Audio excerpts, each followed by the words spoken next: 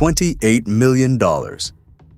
That's what a green banking startup agreed to pay Kawhi Leonard. That company is now bankrupt. Its co-founder is in federal prison. And the NBA still can't answer one question. What was Kawhi Leonard paid to do?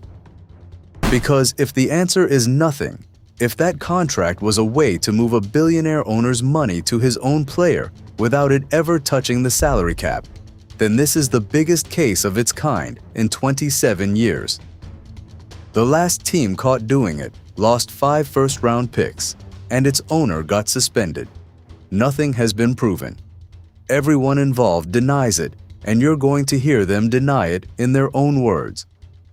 But the investigation has now dragged past the point where anyone expected it to end. It has frozen a completed trade.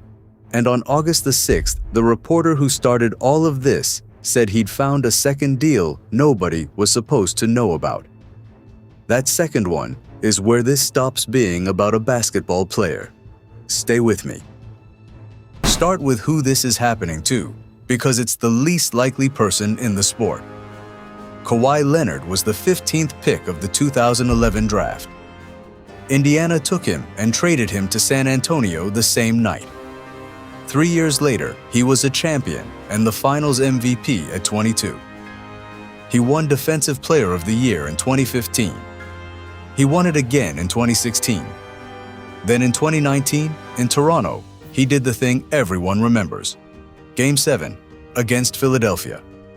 The ball bounced on the rim 4 times and went in. Toronto won its first championship, and Leonard won Finals MVP with a second franchise. Only the 3rd player in history to do that. He did all of it while saying almost nothing. No feuds. No podcast. The most private superstar of his generation. Which is exactly why the story he's now at the center of is a story about paperwork. That summer, he became a free agent, and he went home. Leonard grew up in Southern California. He signed with the Clippers, 3 years, $103 million. And the Clippers did something extraordinary to build around him. They traded a haul of players and first-round picks for Paul George. Understand what the Clippers were before that. In their entire history, they had never played in a conference final. Not once. This was a franchise that had been the other team in Los Angeles for 4 decades, and it had just bought its way to the front of the line. The man writing the checks had only owned them for 5 years. Steve Ballmer bought the Clippers in 2014 for $2 billion. He'd run Microsoft. His reported net worth is north of $120 billion. He is, by a distance, the richest owner in American sports. And what he wanted was not to rent the Lakers building anymore, so he built his own. The Intuit Dome opened in August 2024 in Inglewood. $2 billion, 18,300 seats, paid for privately. Hanging above the floor is a scoreboard called the Halo Board, a ring of screens covering 38,375 square feet. It is one of the largest video displays ever built. It was made by a company in South Dakota called Daktronics. Remember that name. We're going to come back to it, and when we do, this stops being a story about basketball. In September 2021, the Clippers announced a sponsorship. The partner was Aspiration, a company that sold itself as green banking. Plant trees with your spending. Bank without funding oil. It had celebrity backing and a very good story. The deal was enormous. 23 years, $300 million. Not a season, not 5 years, 23. And Ballmer didn't just sign the team up. He personally put $50 million of his own money into Aspiration through a private company he controlled. So by the autumn of 2021, the owner of the Clippers was both the recipient of Aspiration's sponsorship money and one of its investors. The following year, Aspiration signed Kawhi Leonard, $28 million to endorse the company. That number is not in dispute. Both sides confirm the deal existed. On its face, there is nothing wrong with any of that. Star athletes sign endorsement deals. Companies that sponsor a team often sign that team's best player. It's the most ordinary thing in sports. But an endorsement is a job. You show up. You shoot the commercial. You post the post. You put your face on the thing you're being paid to sell. And that is where this whole story turns. In September 2025, the journalist Pablo Torre reported the deal on his podcast and reported that he could not find the work. No campaign. No commercial anyone could point to. Per that reporting, the arrangement looked like what people in business call a no-show job. Money in, nothing out. Now think about what that would mean if it were true. The NBA has a salary cap. It exists so that the richest owner can't simply outbid everyone else for the best players. Every dollar a team pays, a player counts against it. A dollar that reaches the player from a sponsor doesn't. So, an endorsement deal with no endorsement in it isn't a marketing expense. It's a payment. And if a team helped arrange it, the league has a word for that: circumvention. Here's what happened to the company that was supposed to be paying him. Aspiration collapsed. It went into bankruptcy. And on June 2nd of this year, its co-founder, Joseph Sandberg, was sentenced to 14 years in federal prison for a fraud that cost lenders and investors more than $248 million. The judge said the circumstances were among the worst he had seen in his career. Ballmer has said he lost $60 million of his own money on the company. So the entity at the center of a salary cap investigation is not a company that can be asked questions anymore. It's a bankruptcy estate and a criminal case. That is a large part of why this has taken so long.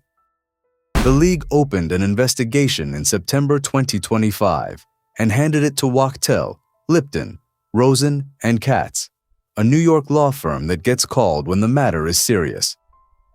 They were asked to answer a narrow question. Did the Clippers help route money to Kawhi Leonard outside his contract? The scope has since grown. Investigators have looked at expenses the team allegedly covered for Leonard without being reimbursed, and at whether there were other endorsement deals nobody had reported. That last one matters more than it sounds like it does. Hold on to it. Now the other side in full, because it deserves to be. The Clippers' position is flat. Neither the Clippers nor Steve Ballmer circumvented the salary cap. The team has called the accusations absurd. Leonard broke his silence at Media Day. His words, "The NBA is going to do their job. None of us did no wrongdoings. We invite the investigation." He also said, "I understand the full contract and the services I had to do." Read that second sentence again, because it's the crux of the entire case. He is saying there were services. The reporting says nobody can find them. One of those two things is going to turn out to be right, and 11 months in, the league has not said which. No findings have been announced. No penalty has been issued. Nobody has been charged with anything. While all of that was unresolved, basketball kept moving, right up until it couldn't. On June 30th of this year, the Clippers agreed to trade Kawhi Leonard to Toronto, Brandon Ingram, Grady Dick, unprotected first-round picks in 2031 and 2033, a first-round swap in 2027, 2 second-rounders. That is a completed deal. A player going back to the city where he won a championship. 9 days later, it was put on hold. Silver has since pushed back on the idea that the league froze it. He said the teams did that themselves. Either way, the effect is the same. A trade that both sides agreed to is sitting in a drawer, waiting on a law firm. On July 14th, the commissioner gave the clearest timeline anyone has gotten. This, he said, needs to be wrapped up before the beginning of next season. He also admitted it had gone on longer than I would have hoped. 2 weeks later, ESPN reported that the investigation could run into 2027, not a small gap. Those two statements describe different worlds. If the league and the Clippers and the players' union can't agree on what happened, or on the punishment, the case goes to a neutral arbitrator. Document production, testimony, discovery, an appeals panel. That's not a summer. That's a year. And there's a third party here that most people forget, which is the players' union, because Kawhi Leonard is a player, and a voided contract is a player losing money. On July 9th, the union's executive director, David Kelly, said he had not seen a there. The union's position has been that it would go to arbitration rather than accept penalties on evidence it considered thin. So, the league says it's nearly finished.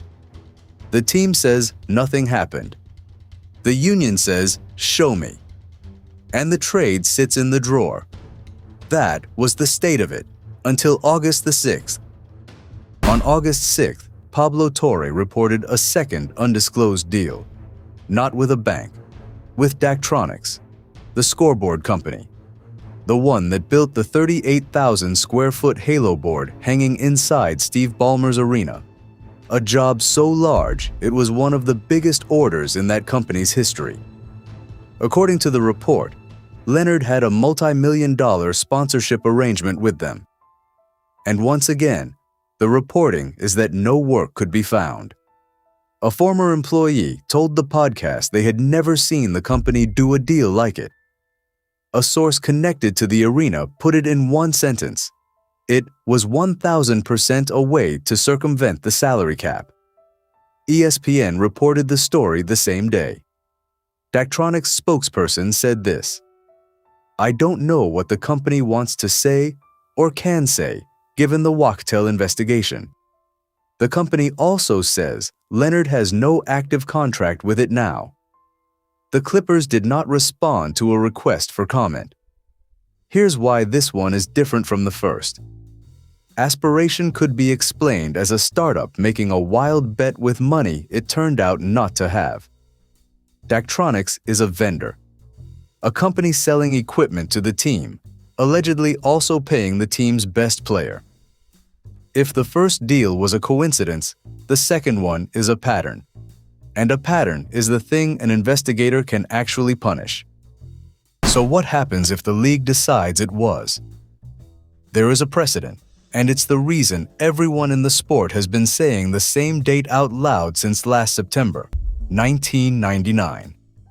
Minnesota wanted Joe Smith. They signed him to 3 cheap one-year contracts, $1.75 million, $2.1, $2.5, with a secret side agreement reported as high as $86 million that would pay him properly once the team held his rights. An arbitrator found it was designed to beat the cap. David Stern took 5 first-round picks away from the Timberwolves. He fined them $3.5 million.